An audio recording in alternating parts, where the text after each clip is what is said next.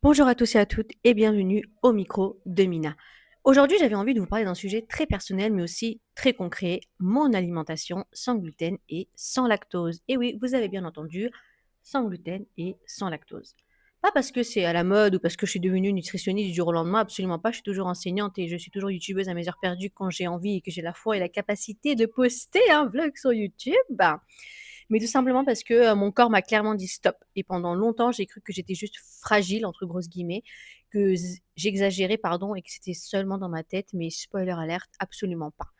Ce que je vis aujourd'hui, ce n'est pas une maladie au sens, médical strict du terme, mais plutôt une intolérance, digestive liée à des aliments très transformés qu'on peut trouver en grande surface, bourrés d'additifs et de sucres cachés. C'est pour ça que dans cet épisode, j'ai envie de vous expliquer ce que je vis vraiment, comment j'ai compris que ça n'allait pas et comment je mange au quotidien et surtout comment je continue à me faire plaisir sans me frustrer.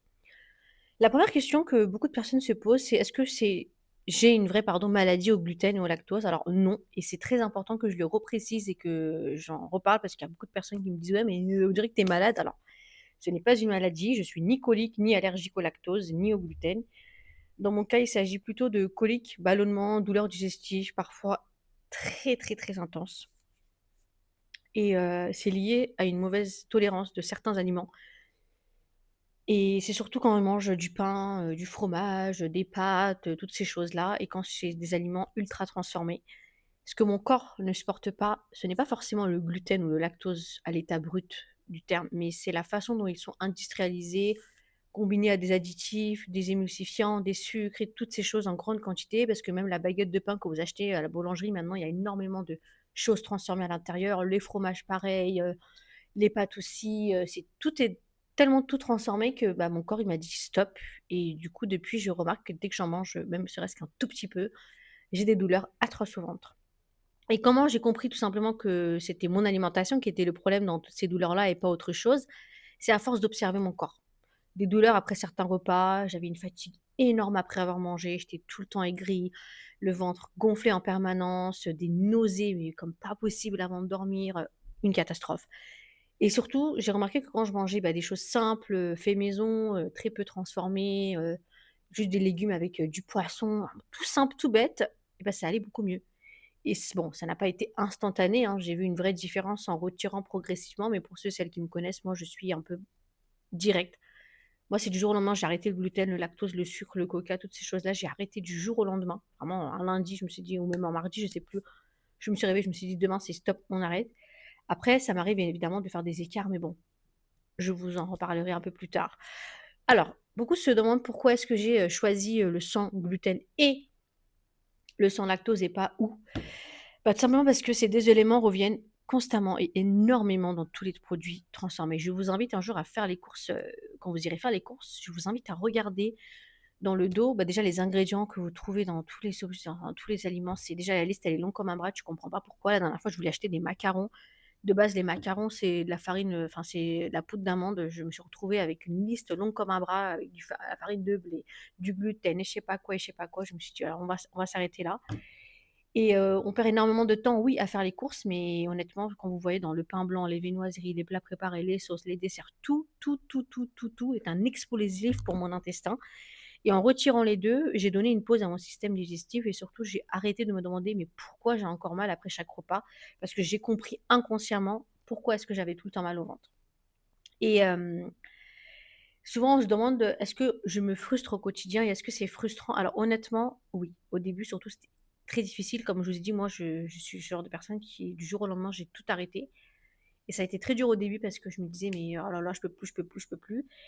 Et on a l'impression inconsciemment que tout est interdit, qu'on ne pourra plus jamais rien manger, qu'on ne pourra plus se faire plaisir et cetera, mais en réalité, c'est tout à fait l'inverse.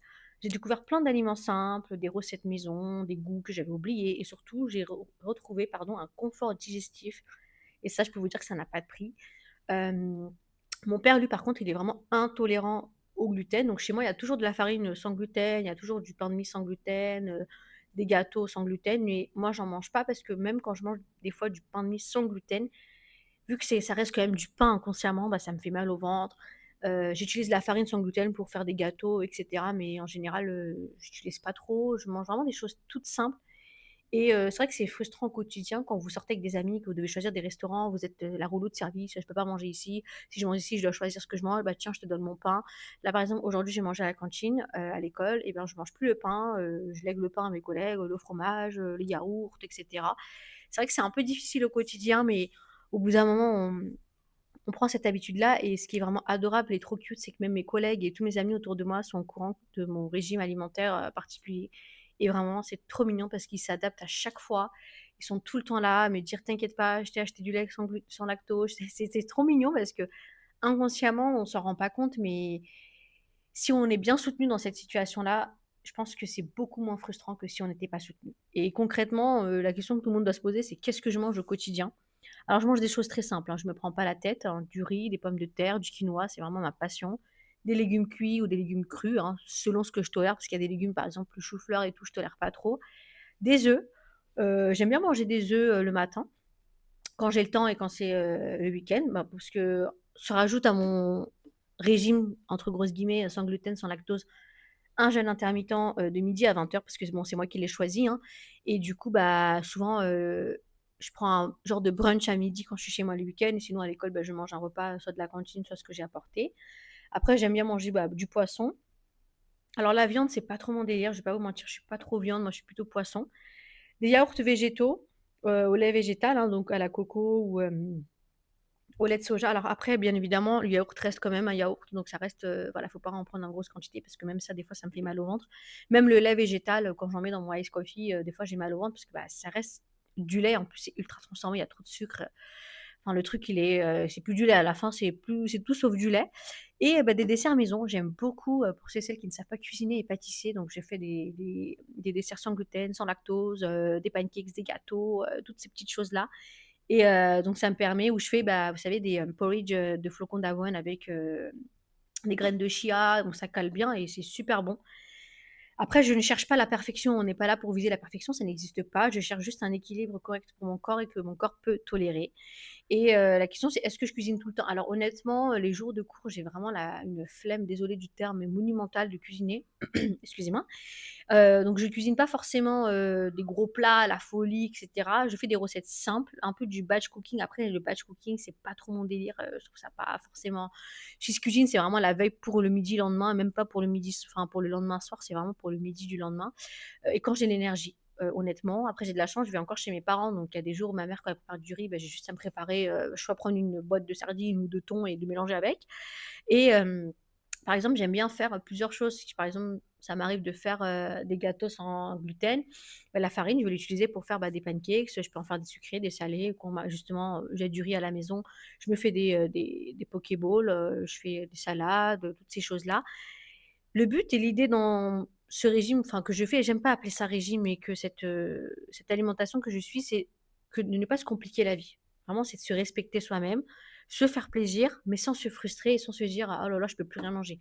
Il y a des milliers d'alternatives, pardon, parce que moi, c'est juste que j'ai adapté mon alimentation parce que mon corps ne supportait plus. Mais il y a certaines personnes qui sont vraiment intolérantes, voire allergiques au gluten ou au lactose, donc eux, c'est vraiment ils avaient pas le choix que d'adapter leur alimentation à, hem à leur quotidien, pardon, excusez-moi, je ne retrouve plus mes mots. Donc c'est pour ça qu'il faut aussi comprendre que vous pouvez, surtout aujourd'hui, par rapport à il y a quelques années, trouver énormément de produits sans gluten, sans lactose en grande surface. Alors oui, oui, ça m'arrive encore de faire des écarts, mais je peux vous rassurer que bon, quand je le fais, je regrette amèrement parce qu'après je me sens pas bien. Pas que je me dis: «Oh là là, tu aurais dû pas le faire», non, c'est juste qu'après mon ventre, il me crie SOS. Après, je sais que, en parlant des recettes et cetera, financièrement, le régime sans gluten et sans lactose est très cher. C'est vrai que, malheureusement, pour les personnes qui sont vraiment intolérantes, voire allergiques, c'est un coût dans la vie de tous les jours. Alors moi, pardon, farine, sans gluten que mon papa achète, on l'achète sur un site internet, c'est une parapharmacie, donc je ne donnerai pas le nom parce que je suis pas sponsorisée, donc on va éviter de donner de la pub et du hype à des gens. Bah, vous pouvez trouver en beaucoup moins cher si vous achetez en grand lot, sur internet. Donc pour ça, vous avez pas du tout de souci à vous faire. Après oui, hier justement, on est partis faire les courses avec mes frères et sœurs et je voulais m'acheter un paquet de gâteaux pour, essayer la trend, vous savez, qui tourne en ce moment sur TikTok là, le cheesecake spéculoos avec un yaourt, grec, je sais pas quoi. Sauf que si vous achetez, déjà des gâteaux sans gluten, il y a souvent du lactose dedans. c'est-à-dire le lait et cetera, et si vous achetez des gâteaux sans gluten et sans lactose qui existent de la marque Gerblé, il me semble, hem, ça coûte excessivement cher. C'est 3 à 4 € le paquet, il y a 6 gâteaux dedans. Le choix, il est vite fait, hein, dans la vie, voilà. Autant le faire chez soi et faire un vraiment plein de gâteaux. Donc c'est pour ça que j'ai demandé à mon cher et tendre, hein, on connaît, ChatGPT, hein, de, me donner une recette de gâteau spéculoos, fait maison. Gâteau spéculoos, pas par exemple un cheesecake, hein, mais le biscuit spéculoos fait maison, sans gluten et sans lactose. Donc je testerai ce week-end et je vous donnerai des nouvelles. Et je ne culpabilise pas, hein, quand je fais des écarts, mais comme je vous ai dit, maintenant je sais à quoi m'attendre. Je sais que si je veux en faire, ça mon corps va subir et que ça sera à moi d'assumer tout simplement. Et vous pouvez aussi vous demander qu'est-ce que cette alimentation, elle m'a apporté, au-delà, d'améliorer un peu ma digestion et mon ventre? Bah, déjà beaucoup moins de fatigue, je peux vous assurer. Bon, beaucoup moins, c'est un grand mot, mais quand même moins de fatigue, plus de clarté mentale, et surtout moins de colère. Je vais pas vous mentir, depuis que j'ai adapté, mon alimentation, au sans gluten et sans lactose, je me trouve, beaucoup moins aigrie dans la vie de tous les jours parce que moi je suis quelqu'un qui est tout le temps aigri, tout le temps en train de faire la tête.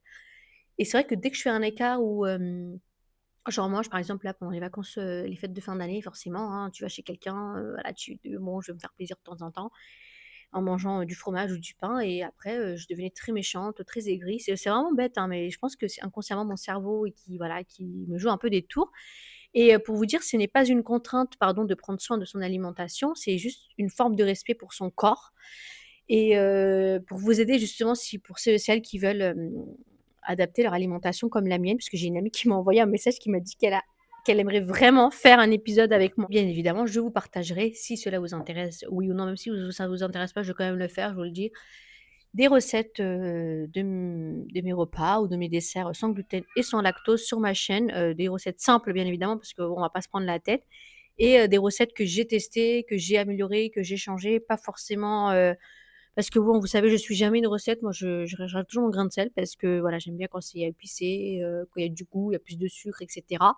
Mais tout ça en restant, healthy, équilibré, et en respectant, le régime sans gluten, sans lactose, enfin l'alimentation. Il faut que j'arrête de dire régime parce que c'est vraiment pas le cas. C'est pas un régime parce qu'on s'impose ça, c'est juste qu'on adapte notre alimentation pour écouter notre corps et pour essayer de nous comprendre et en nous respectant tout simplement. Donc, si j'avais un message à faire passer aujourd'hui, ça serait, écoute ton corps, voilà. Il ne te ment pas, il parle parfois très fort, mais parfois doucement, mais il parle toujours. Changer son alimentation, ce n'est pas se punir, mais c'est souvent se libérer. Et si cet épisode t'a parlé, si tu t'es reconnu, sache que tu n'es pas seul. On avance ensemble, sans pression, sans perfection, juste avec un peu plus de conscience et beaucoup de bienveillance. Je veux remercier à tous d'avoir écouté cet épisode un peu particulier, et je vous retrouve très bientôt pour de nouvelles vidéos et de nouvelles aventures. Je vous souhaite à tous et à toutes une agréable soirée ou journée ou matinée, on ne sait pas quand est-ce que vous écoutez cet épisode, et surtout une très bonne année 2026 qui, j'espère, sera remplie de bonnes choses positives pour vous. Je vous dis à bientôt les amis.